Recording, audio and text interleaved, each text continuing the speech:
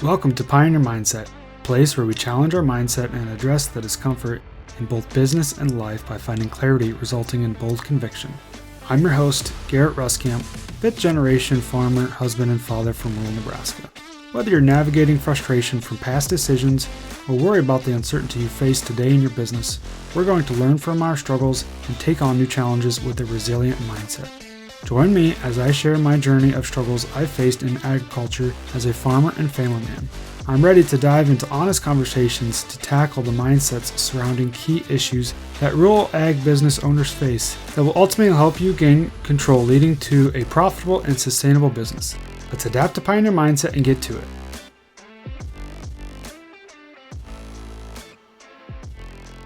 Welcome back, everyone, to this week's episode of Pioneer Mindset. So in this week's episode, I'm actually going to be talking about what is a Pioneer Farmer. So I was actually talking with a friend of mine that we were getting ready to record a podcast on his podcast. And he was asking me, hey, what's some good episodes that you have that kind of explain a little bit about what you do? And I was kind of taking a step back. And I'm like, I don't know if I've actually got a pretty good high-level overview, but also maybe a little bit in-depth as to, what we do at Pioneer Farmer and how we're able to actually help farmers and ranchers. And so I was thinking, hey, it might not be a bad idea to actually sit down and record this, all right? And so trying to go over to really go into a little bit of detail as to what we do. So I always consider myself a coach and consultant, right? And so I feel like, we've got a pretty good connotation, pretty good knowledge about like what an accountant does, what maybe a doctor does, what a banker does, what an attorney does, maybe what a plumber does, all those other professions out there. We've got a pretty good idea. Those have been around for a long time. We've got a pretty good idea as to what they do, right? But what about a coach and consultant? What does that even mean? And there's so many different variations as to what that actually means. So before we kind of dive into this, I want to take a step back and explain how we got started, okay, how we got to where we are today. And so that kind of goes back to our kind of our story a little bit of our history. All right, so I was kind of that typical farm kid that just wanted to get back to the farm in any way that I could. So, I went off to school, went off to college. After that, came back and actually worked for a local farmer. The guy has a feed yard and a farmer and everything that I was definitely interested in. All right, and so really enjoyed working there, and it was close. It was close to home, and so enjoyed working there for a few years. And then, for our family, I was kind of the typical son of the father who tried to get his son back to the operation. Right. So in 2016, we built our hoop building, and we went from 150 head of cows up to 300 cows. And then at that point, we were also, we're working hard, and that's when we just decided to, okay, we had almost too much work for, at that time it was my dad and my uncle involved in the operation, too much work for just two people. And so that's when I came back full time at the end of 2016, and so I joined the operation full time then. And so we were working hard. We had 300 cows, roughly 1,000 acres of row crop. So, we were staying busy. And then, what we always did is, when we're going through, we had started to kind of see some financial struggles from that expansion. Like I said, built the hoop building, but then took on some more cows, meaning we took on some more debt, right? And so with that, things just weren't structured properly. And I'm not going to go into a lot of detail as far as that goes, but just that led to really just a lot of financial struggles and challenges. And to where all of a sudden, so my uncle was the one doing a lot of the book work and, paying bills and stuff like that and giving the bank the information that they needed. And we just started having all these really uncomfortable conversations with the bank as far as like, hey, we show a loss this last year. All right. We didn't get the line of credit paid down. We need to term out the loss right now. Maybe we need to get some more land as collateral. Maybe we need to restructure this. And what does this actually look like? And then we do that once, or if not even twice. And then trying to figure out, hey, our net worth is going down. We're not going in the right direction. There were almost some warning signs that started to come up. Instead of meeting with the bank once a year, now it's like twice a year or quarterly, or trying to go in there more often so we can update our numbers and get a better handle as to where we're at. Well, through all of that, it was just literally just this fear of the unknown, that we don't exactly know where we're at, that we don't know how our situation is going to play out. All right, I'm fifth generation on our farm. And there were a lot of times where it felt so bad. It felt like the hole that we had dug ourselves.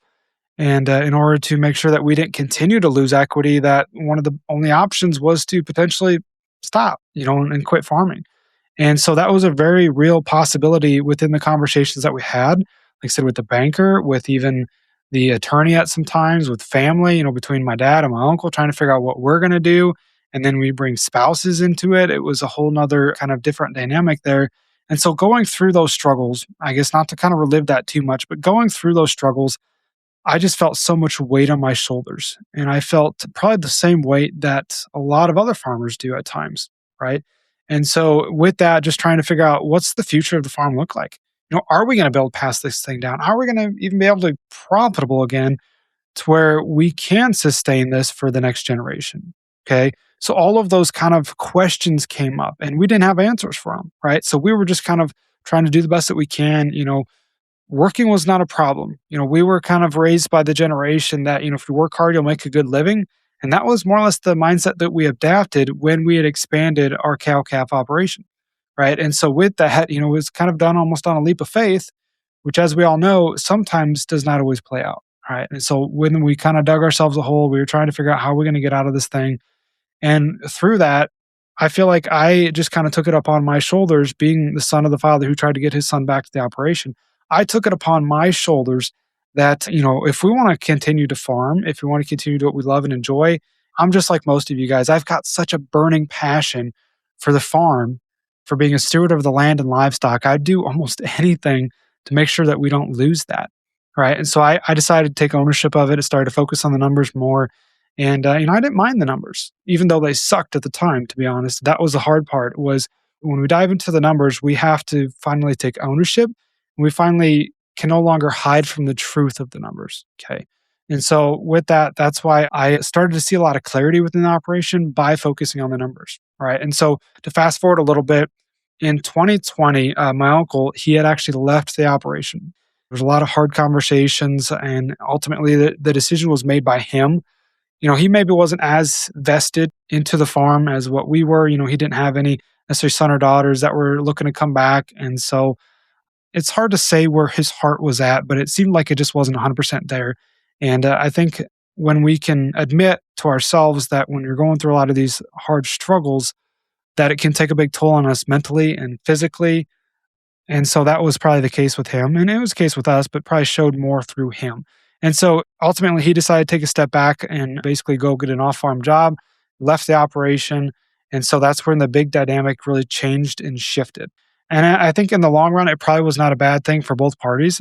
Hopefully, it worked out good for him as far as having better health and being able to be closer to his family a little bit because he actually lived about 25, 30 minutes away. And so I think in general, it was a good thing.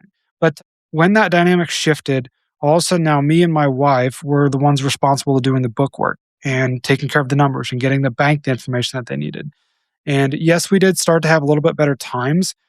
Markets helped, kind of flipped around. 2020 was, obviously COVID. 21 for us was actually a really good year for a crop standpoint. We had good prices, good revenue, started to make some money, started to pay back a little bit of debt, and even switched banks in that process as well, which was definitely a big asset to us, being able to get out of the current bank that we were in at the time. And so I guess I say all this, explain a little bit about our story as to everything that we kind of went through, all those struggles that we had to face, and the lack of knowledge that we had around operating a business, all right, not just a farm, but a business. All right, we knew how to work, we knew how to take care of the land and the livestock, but what about operating as a business that can turn a profit, that can make sure that we're sustainable and profitable for the long run? All right, that's what we did not know. That's what we ultimately needed to figure out. And we kind of had to basically learn by fire, right? Baptism by fire, as I always say.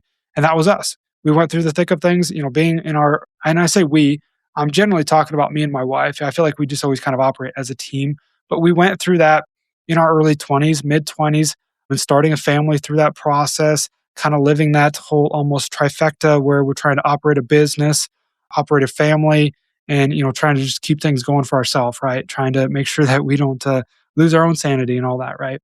And so with that, we just had all these challenges but we were slowly overcoming them and working through them. All right. And so really what that kind of led to was our path towards trying to find a better way of doing things.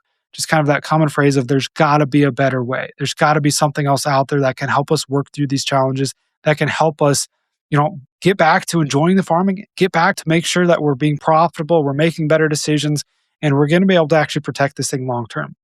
All right. So it came down to one night. I can't remember when it was. I think 2022, around that time frame. we're scrolling on Facebook, and I see this guy by the name of Chase Young, Legacy Farmer. I'm sure a lot of you guys have heard him, but I looked in the program and I was one that, I was kind of in that mindset already where we just have to do something different. And what they presented seemed like it was going to be a pretty good option, a way to actually get your financial clarity, a better way to analyze the numbers, make better decisions. I was all for that. That's everything that we were trying to focus on, anyways. I guess prior to that, I was really good about working on the computer, working on putting some spreadsheets together, building something out, building tools out that were going to be helpful and beneficial for us to actually analyze the information and the numbers that we had. So I was really good at that already, just maybe kind of looking to take that one step further, maybe looking for a little bit of guidance or assistance in that process. And so that's where we came to Legacy Farmer. And so full disclosure, and I like to bring this up because it's a pretty important part of our past is, so yeah, we went ahead and we basically took on the membership into Legacy Farmer, starting to work with Chase Young there. And there was a lot of value that we had there. We learned a lot. We got access to some really good tools, how to analyze things a little bit differently, how to make better decisions within our own operation. Learned a lot about the banking side of things because that was also when we decided to switch banks. And so that was really helpful to learn that side of things. And so we just learned a lot about the business and how we should start to finally manage our farm and ranch, the livestock side of things as a business. All right, really shifted that mindset. And so, being within Legacy Farmer, working with Chase, he definitely was really good about challenging my mindset and challenging how we think about things. And so that was really impactful on our journey. And I bring that up because that's really partially what led to Pioneer Farmer. So we were having a conversation and we ultimately were looking at our operation. I focused on the numbers a lot, spent a lot of time in the office. I created a tool that we call our enterprise analysis. So was able to actually analyze when we've got a diversified operation. We had crops and we had livestock, two different income streams there, trying to figure out which one was truly profitable, which one was maybe sucking some equity back out of the operation. And at the time, this is looking back before the cow calf side of things actually took off and the beef market took off the way that it has here lately. We just decided all the time that we were spending on the cows just did not seem like we were getting that return on our time. Just didn't seem like that was actually going to be a profit center for us. Seemed like that was actually sucking equity back out of the operation to own cows at the time. So made a couple big changes there, decided to step away from the cows a little bit by basically selling our cows, freeing up some cash, being able to pay down some debt, all good quality decisions there. But then furthermore, part of that also dove into, I didn't even mention part of our story that probably a lot of people already know, but in, I think it was 2022 as well, we had a hoop building. The building that we had expanded back in 2016 when we built this was actually damaged in a windstorm.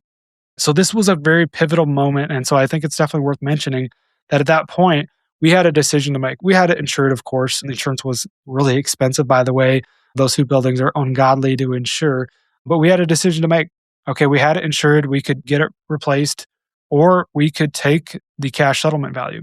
All right. And so that was a really tough decision. But at the end of the day, we just decided to look at it from a business approach, and we decided just to take the cash and put it into the bank. And so we did not rebuild our hoop building. And that changed almost everything, changed our identity from being Ruscamp Farms, the guys that got that AccuSteel hoop building that sits up on top of the hill, the red and white building that we were known for, that has a whole bunch of cows that do a really good job, take a lot of pride in what they do, to no longer having a hoop building, and a year later selling the cows, really changing our identity, right? Really changing the way that we do things.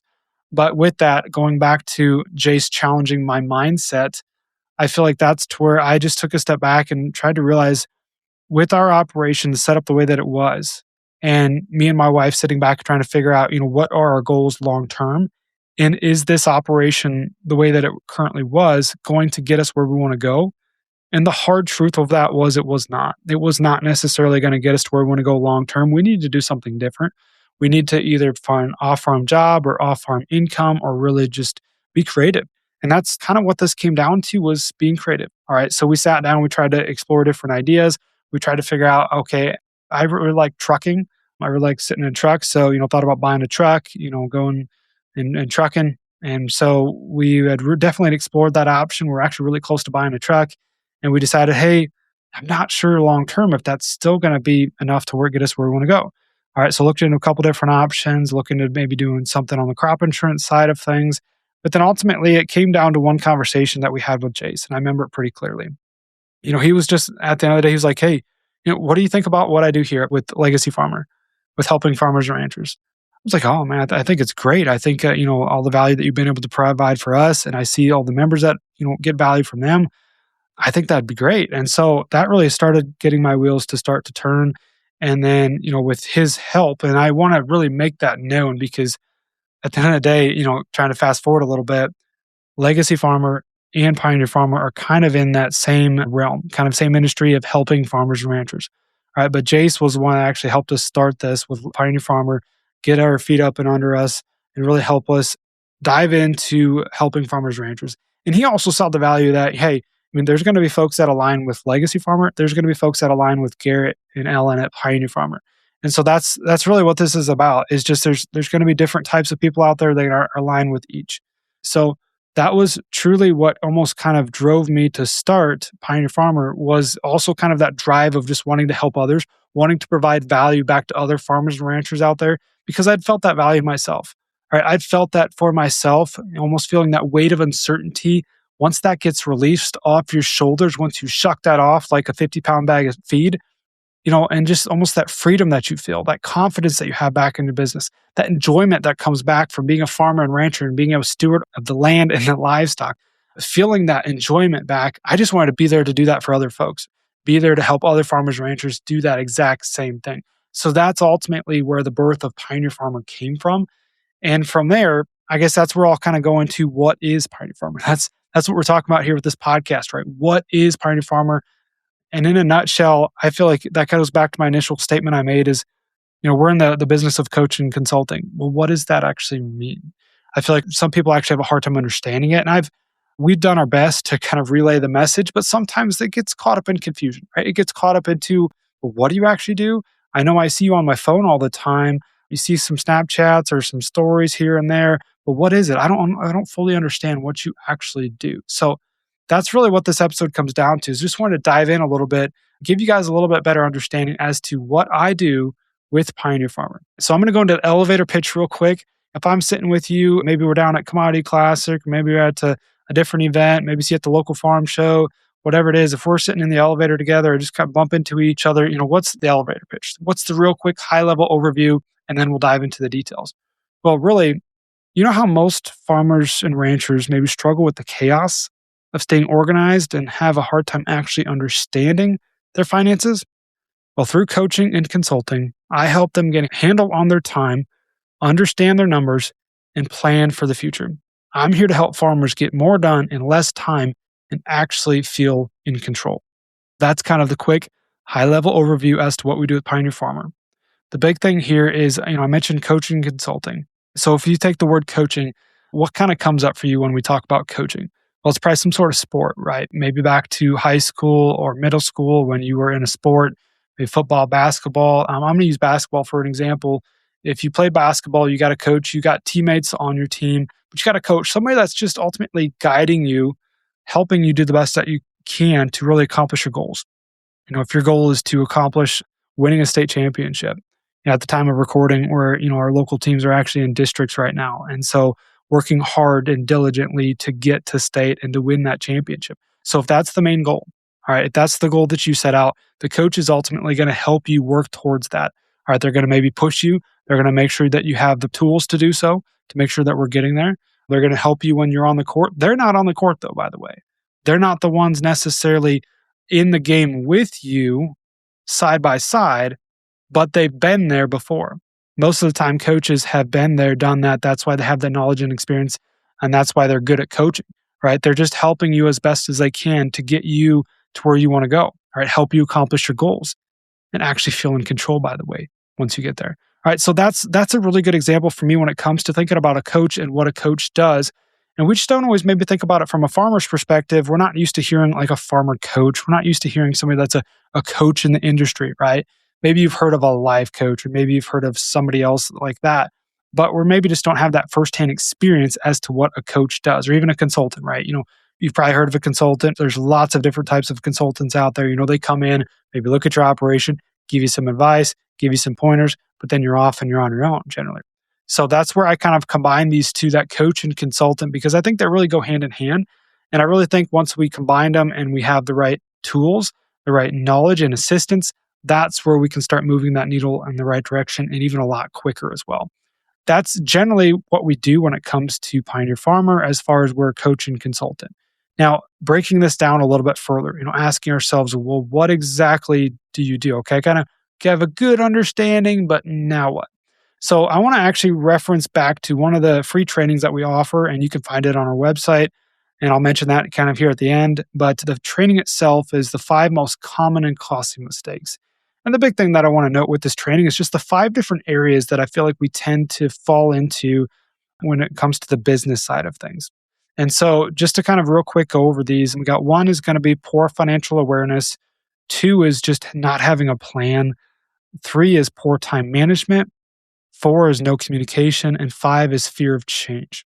So when I talk about what we do, so we're going to generally focus on the financial side because that's most of the time when people are coming to us, we're talking about getting financial clarity. We're talking about trying to understand what our numbers are and how we can use them to make the best decisions possible, right?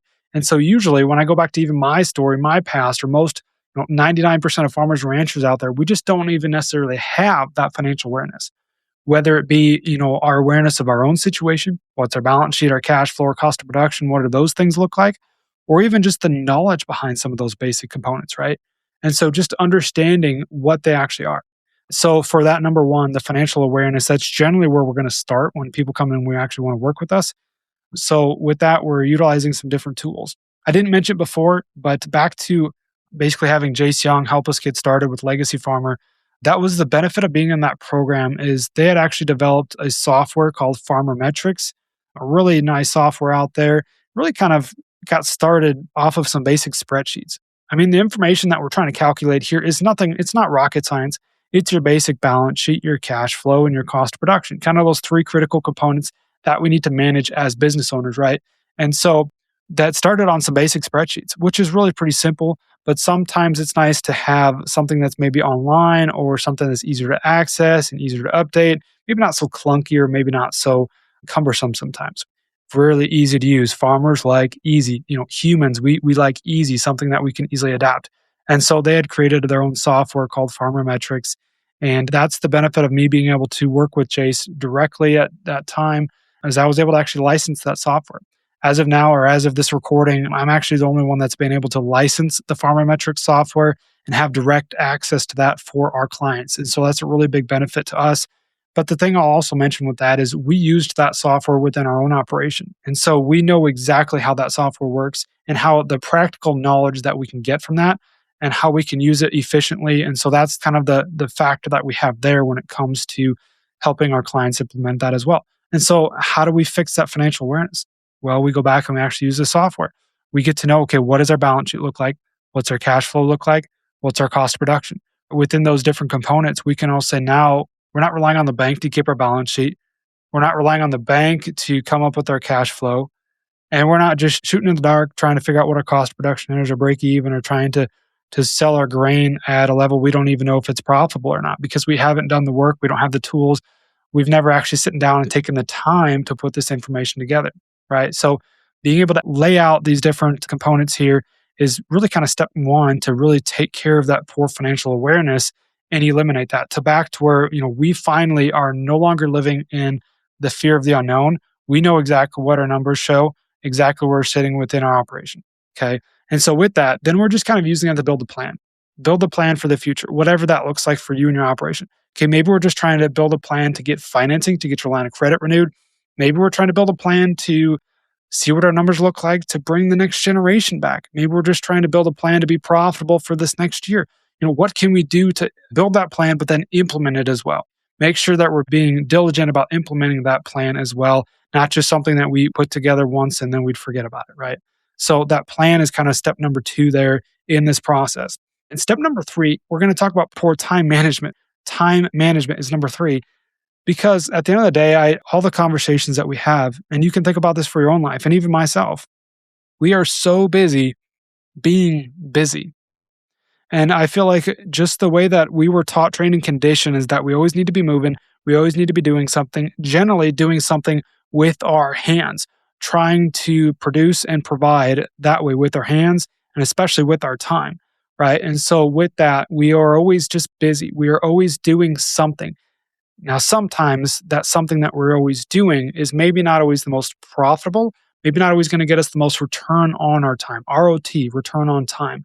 Big one that we try to focus on there. So, how can we try to do our best to manage our time appropriately so our time is being used wisely, so it's not wasted, so that way we're not just constantly putting out fires, whether it be within the team or just even your own operation, whatever that looks like, right? So, when we talk about time a lot, because at the end of the day, if we get done with this conversation, you listen to the podcast, you think this is all great, I want to learn how to do all this, but I don't even have the time. That's kind of a problem, right? So, time management is a big one that we're always going to come back to because if we don't have the time, we're not going to be able to get any of this other stuff accomplished. And now the fourth one here is going to be communication. And part of the communication side, and this is always a work in progress, right? This is always a work in progress. Maybe it's communication with your team, maybe with your family, maybe it's just your own communication, right? Trying to communicate what maybe your finances needs are to the bank, trying to communicate the plan that we just talked about, trying to just even communicate to maybe your family members, like, and I go back to maybe bringing that next generation back. Communication is key, right? And so we're trying to do the best that we can to establish a really good set of communication skills there. So that way we can have that good communication and we can, I always go back to the phrase of clear is kind and unclear is unkind. Well, part of that is communication, and a big part of that is communication. So, how can we have a proper communication so that way we're not feeling any resentment towards the operation or those within the operation and our family members that we generally tend to work with, right? So, the final one here is the fear of change. The fear of change.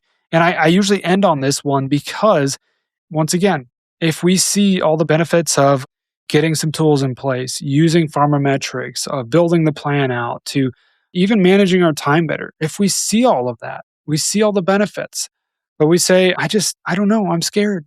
There's so much uncertainty. I don't know what I'm going to do. I don't want to change. I'm just want to go back to my comfortable, even though it's uncomfortable and it's not going to get me to where I want to go, right?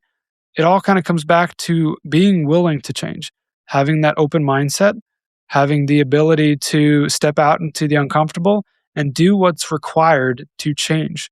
Because, by the way, we're not just changing the way we're doing things now, we're changing the trajectory of where we're going in the future.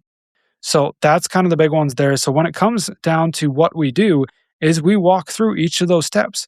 Okay, where is the pain point actually at for you right now in your operation? Is it financial awareness? Is it no plan?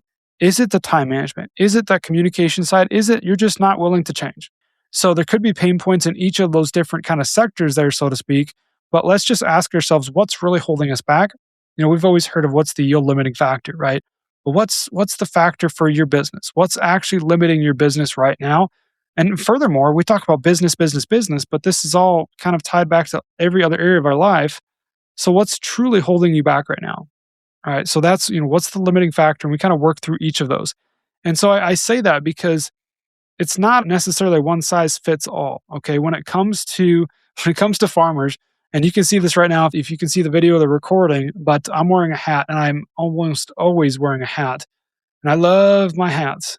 Okay. And farmers love free hats. But this isn't a one hat size fits all. This is a very customizable approach for the clients that we're working with. And it's a very personalized game plan. So that's why I bring this up. And I'm not trying to almost be confusing because it really kind of comes down to what are the pain points that we're dealing with? What's the limiting factor? Where do we need to focus our time and energy first? Okay. And then let's go to step 2, step 3, step 4, step 5, and focus on all of those areas. And in my eyes, I like to see it almost as a holistic approach. So that way we're trying to tackle wherever the pain point is currently. And so that's generally what we do is we just help work through those different things. We help our clients establish the 3 critical components so they can build out their plan, so they can have the clarity for their operation that they need so they can make the best decisions possible. Okay. And so with that, I also want to kind of reiterate because when it comes to something like this, I feel like we can get confused because they're like, all right, this person's just going to come in, they're going to take care of my problems, everything's going to be hunky dory, away we go, and we're off to the races. Well, the big thing about this is it's definitely one of those programs where you get out of it what you're willing to put into it. And so with that being said, it's definitely one when it comes to like even the financial awareness. The software that we're using, the farmer metrics, we're not entering it in for you. We're not an accountant service. We're not somebody that's going to be doing the work for you. And the primary reason for that is, well, I guess there's 2 reasons.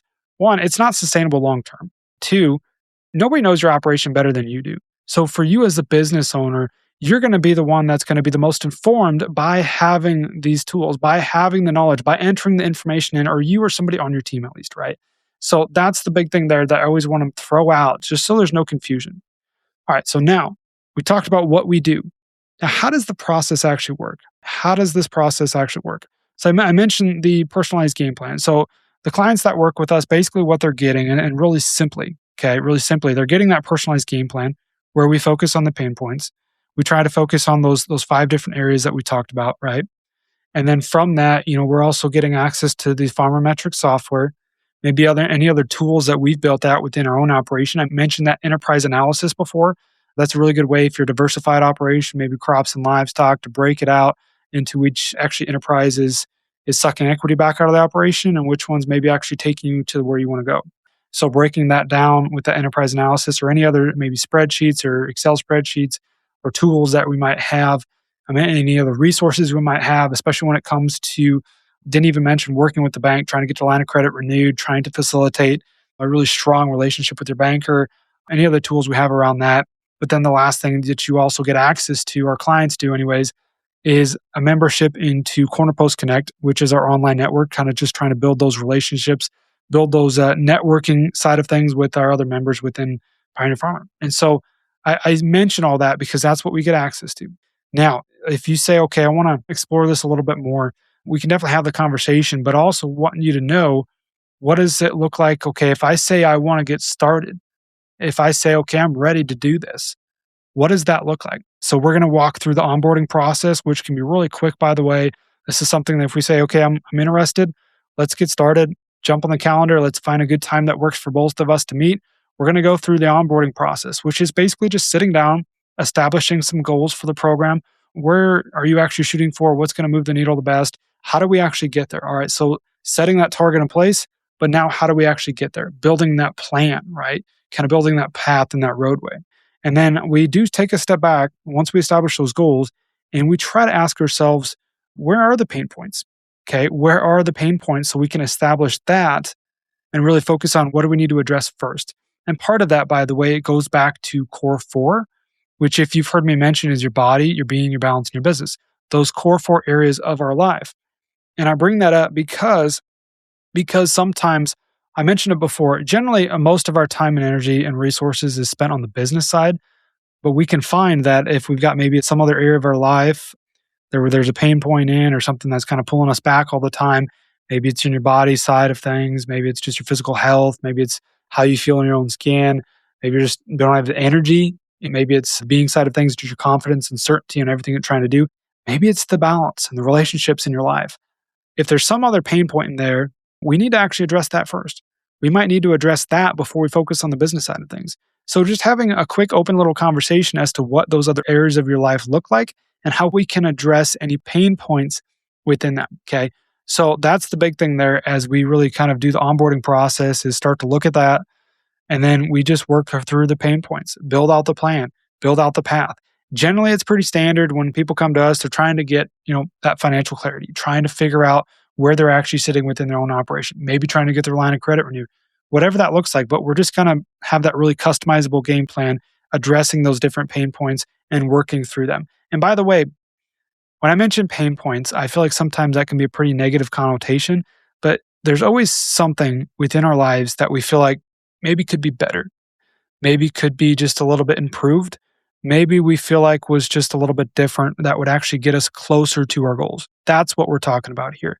So maybe it's not a huge pain point, but maybe it's back to that just limiting factor. What can we do to just improve so that way we're going in the right direction, helping you accomplish your goals much quicker?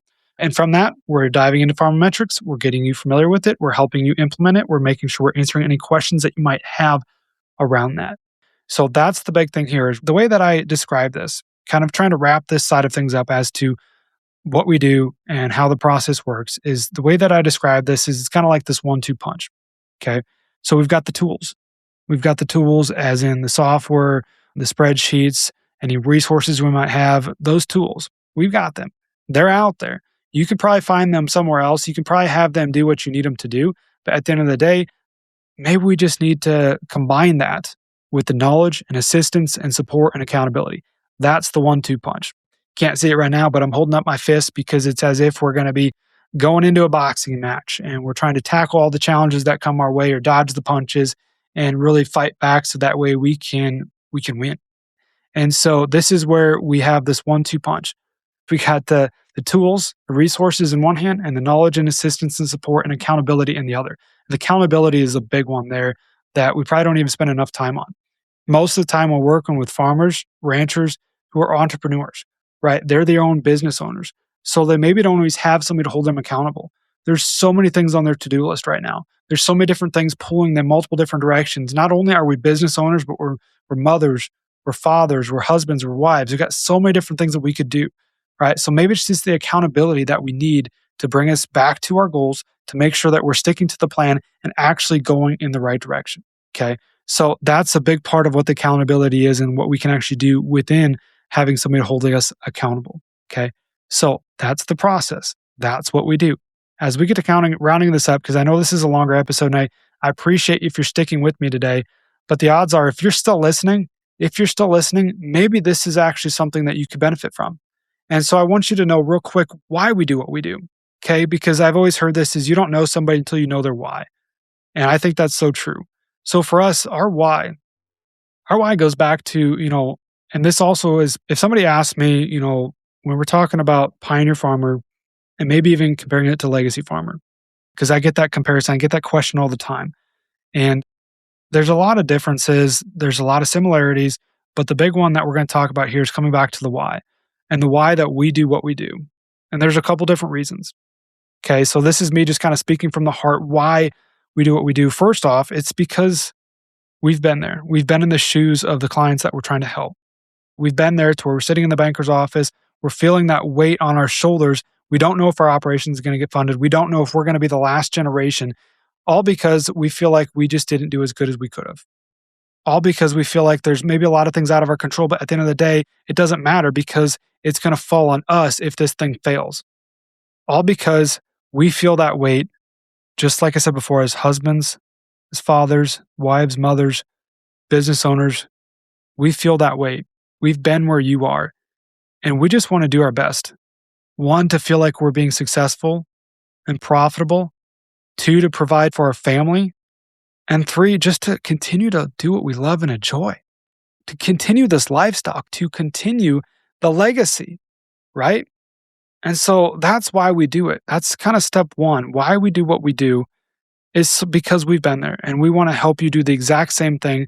And we are there too. That's the big difference there when it comes to kind of the between the two different programs. The big difference is we are currently still boots on the ground farming.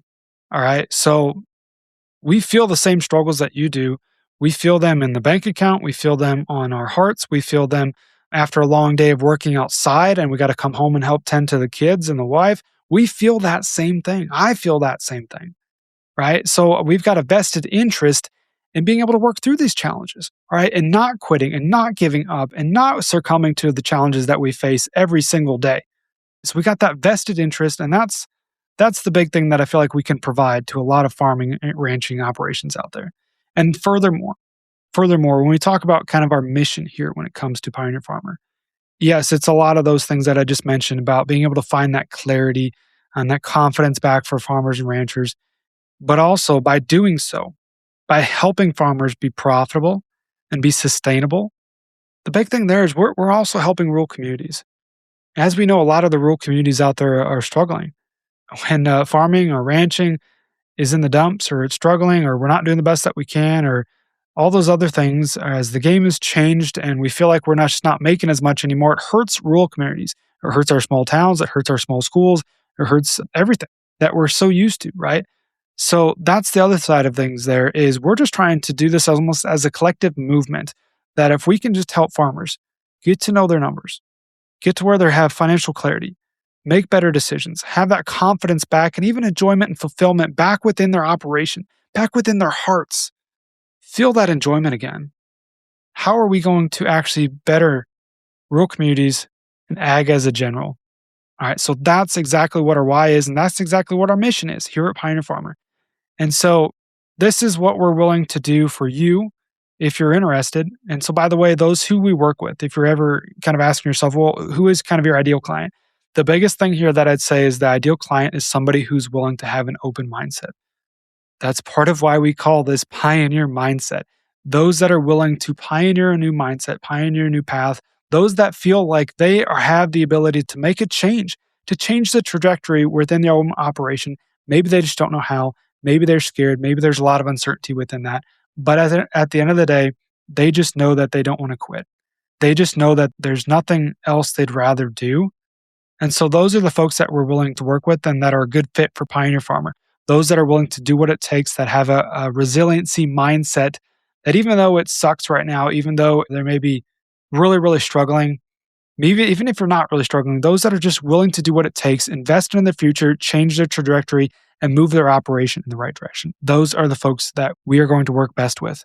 And those are the folks that are also going to get the best results and going to move their operations in the right direction, be profitable and sustainable for generations to come.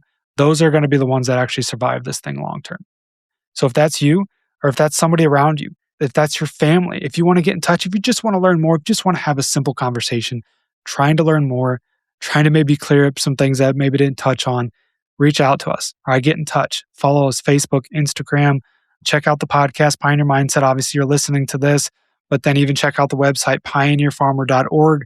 You can find our free trainings on there. You can get in touch. You can book a call, all those things. So that way we can have a conversation. We can do our best to see if we can be a good fit for you and really help you out, really help the American farmer and rancher out. So that's what we do here at Pioneer Farmer. All right, folks, I hope that cleared some things up. I hope that was valuable for you today. That's all I got for this week's episode, and we'll catch you guys next time. Thanks for tagging along with me today as we sharpened our mindsets. If you've gained insight from today's episode, be sure to take a screenshot to share or send this episode to somebody who might also find value in it. For more, follow me on Instagram @GarrettRuskamp or on Facebook, and join me next time for more conviction through clarity.